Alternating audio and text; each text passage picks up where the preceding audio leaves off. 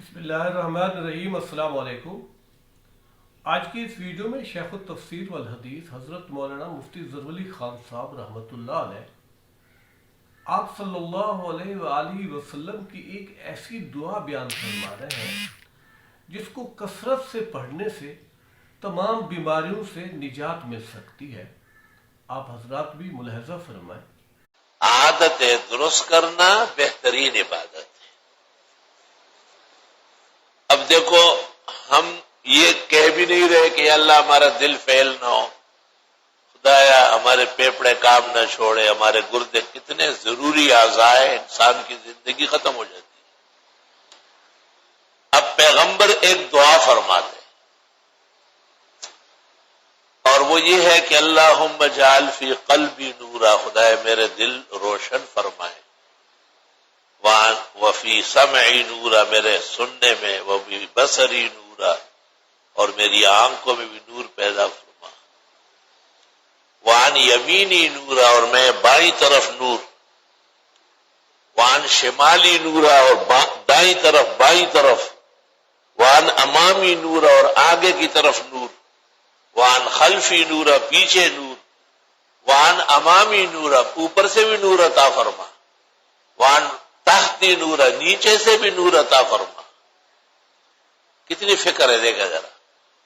اللہم اجعل فی لحمی نورا، میرے گوشت میں بھی نور پیدا ہو، وفی شحمی نورا، میرے جسم کی چربی میں بھی نور ہو، چمک ہو تو وہ رہے گی نہیں، وفی عظمی نورا، اور میری ہڈیوں میں بھی نور ڈال دے۔ اور بھی اعضاء ہے، یہ 14 کے قریب، کچھ صندوق میں ہے، کچھ زبان پر ہے۔ اب دیکھو، پارٹس آف دی باڈی، یہ جسم کے پرزوں کا نام لینا یہ تو بہت مشکل کام ہے اور آدمی برا بھی لگتا ہے۔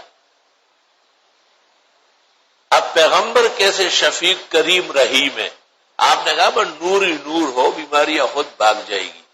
بیماری تو ظلمت سے پیدا ہے، اندھیرے سے پیدا ہے، اژدہا سے پیدا ہے، وہ تو انسانی زندگی کو اجیرن کرتی ہے، اور نور اس کو ابھارتا ہے، اٹھاتا ہے۔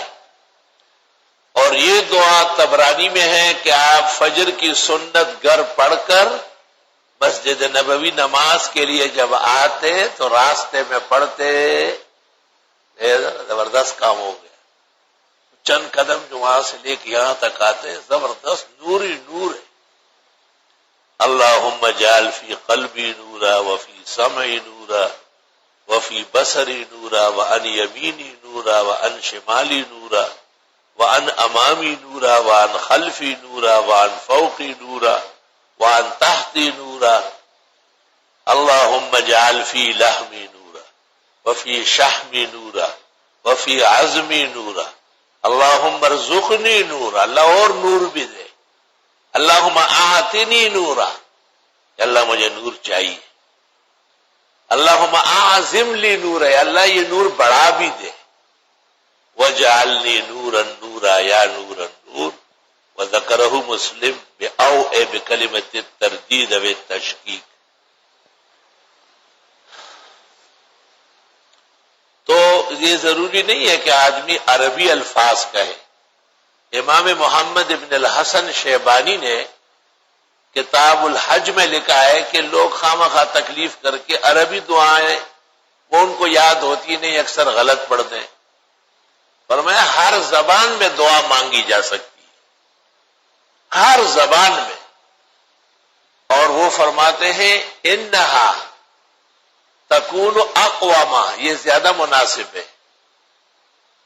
کیونکہ عربی یاد کرنا پڑے گا، وہ دن گزر جائیں گے۔ بھائی ٹھیک ہے، طلبہ کے لیے تو یاد ہے، علماء دین کا منصب یہی ہے، لیکن پوری امت کو عربی کا پابند نہیں کیا جا سکتا، ان کو معنی اور مقصد کا پابند کیا جائے گا کہ بھئی آپ کہیں کہ خدایا میرے دل میں، میرے سننے میں، میرے دیکھنے میں، میرے دائیں، میرے بائیں، میرے آگے، میرے پیچھے، میرے اوپر، میرے نیچے، یا اللہ میرے گوشت میں، میری چربی میں، میری ہڈیوں میں، یا اللہ مجھے نور ہی نور عطا فرما، میرا نور بڑھا، مجھے نور چاہیے، خدایا نور ہی نور بنا۔ تو ہماری زبان الحمدللہ ترجمان زبان ہے، ہماری ہمارے حقائق کا، ہمارے کمزوریوں کا نمائندہ زبان ہے.